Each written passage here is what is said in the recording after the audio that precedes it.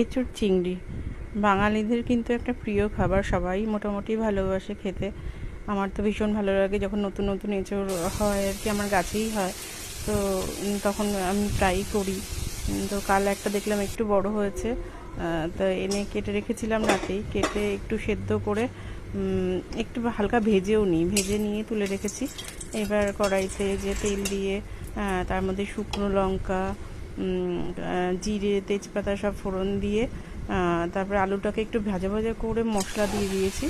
মশলা আর চিংড়ি মাছটাকে কিন্তু আমি সেদ্ধ করে, মানে নুন হলুদ দিয়ে সেদ্ধ করে একটু তেল দিয়ে সামান্য সেদ্ধ করে সেই জলটা ফেলি না, ওই টকটা শুদ্ধই রেখে দিই। তাহলে ওটা দিয়ে যদি কষানো যায় তাহলে কিন্তু স্বাদটা অনেক ভালো হয়। যে আমি এই যে স্টকটা শুদ্ধই রেখে দিয়েছিলাম, এর গন্ধটা না, চিংড়ি মাছের গন্ধটা ওর মধ্যেই বেশিরভাগটা থেকে যায়।